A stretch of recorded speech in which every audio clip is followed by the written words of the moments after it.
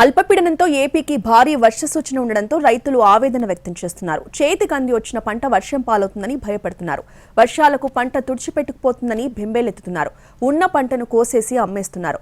గుంటూరు జిల్లాలో వరి రైతుల దుస్థితిని మా ప్రతినిధి కృష్ణ అందిస్తారు. డెల్టా రైతుల పరిస్థితి అయితే చాలా ఆందోళనకరంగా ఉంది. ముఖ్యంగా వరి పండిస్తున్నటువంటి రైతులు ఉన్నటువంటి వాతావరణ పరిస్థితుల్లో ఏం చేయాలో తెలియనటువంటి పరిస్థితి ఉంది. ప్రస్తుతం పంట పండించారు, పంట చేతికైతే వచ్చింది, కళ్ళాల్లో ఒడ్లు మొత్తం కూడా ఉన్నటువంటి పరిస్థితి. వాటిని ఆరబోస్తున్నారు.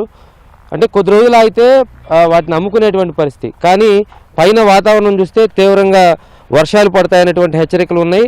అధికారులు కూడా కోతలు కొయ్యొద్దు, ఆపేయండి, ఉన్నటువంటి వాటిని జాగ్రత్త చేసుకోండి అని చెప్తున్నారు. ఈ నేపథ్యంలో అసలు రైతుల పరిస్థితి ఎలా ఉంది, ఎంత రేటుకి వీళ్ళు అమ్మేసుకుంటున్నారు అనేది అడిగి తెలుసుకుందాం. అమ్మ చెప్పండి, అసలు రైతుల పరిస్థితి ఎలా ఉంది? కళ్ళాల్లో పక్కన ఒడ్లు ఉన్నాయి, పంట చేలో పక్కన ఒడ్లు పంటలు ఉన్నాయి. ఎట్లా ఉంది పరిస్థితి? అసలు ఏం పరిస్థితి అండి? చెవురు కాడ పిల్లలు ఉండవు, ట్రాక్టర్ ఏడం ఆడవాళ్ళం ఉండవు. పట్టలు కప్పాం, పట్టలు కప్పి వస్తుందంటే పరుగులు తెస్తున్నాం, కప్పుతున్నాం.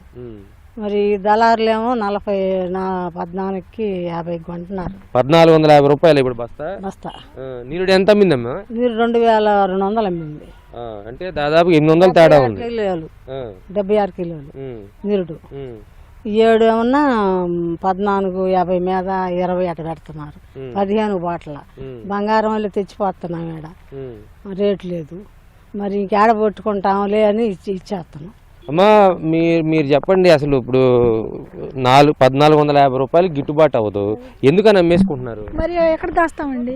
దాయలేం కదా మేము, దాయలేము. అట్నే మరి వాహనం తడిసిపోద్ది. అక్కడ మీరు ప్రభుత్వం చెబుతుంది కొయ్యొద్దని, కొయ్యిపోతే ఆ చేలో ఉంటే పాడైపోతాయి, అట్టయినా పాడైపోతాయి. ఇక్కడ కన్నా అయితే కొద్దిగా పట్లన్నా కప్పుకోవచ్చు అనే ధైర్యంతో ఇక్కడ తెచ్చుకుంటున్నాం. పసిపిల్లలు కూడా వేసుకుని భయం పుట్టి వాళ్ళు అక్కడ ఉండారు, మేము ఎక్కడికైనా వచ్చామండి. బట్టలు పెట్టి ఆగితే ఆగుద్దా? ఆగదు. ఏదంటే మా తృప్తి కోసం మరి వదిలేసుకోలేం కదా. అది 18 ఏళ్ళు పెట్టుకుని వచ్చాడు ఆ పట్ట. పోయినసారి 2200 అమ్మిందమ్మా, ఇప్పుడు ఎందుకు 1400 అడిగేస్తున్నారా? అటు మీ అవసరానికని కాదు, 2000 దాకా ఉంచుకోవాలంటే ఇటు ఆరబెట్టాలి, ఇంటికి తీసుకెళ్ళాలి, లోపల దాయాలి, అప్పుడు దాకా పై దేవుడు ఆగాలి, జనాలు దొరకాలి, ఇంటికి తీసుకెళ్లాలన్నా మళ్ళీ 1 లక్ష రూపాయలు కావాలి మేము. అందుకని మరి అన్ని తీసుకెళ్లి బాగు చేయలేం. అయినా ఆగట్లేదు కదా దేవుడు. సాయంత్రం నుంచి బాగా వర్షాలు చెప్తున్నారు కదా, భయం వస్తుంది. ఇప్పుడు ఒక 20 ఎకరాల్లో వడ్డీ ఇవన్నీ అయ్యి.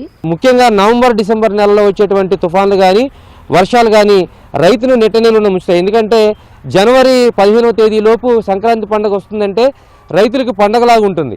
కానీ అలాంటి పండుగ వాతావరణాన్ని రైతు దూరం అవుతూ ఉన్నాడు, ఆ పండుగ వాతావరణానికి దూరం అవుతున్నాడు.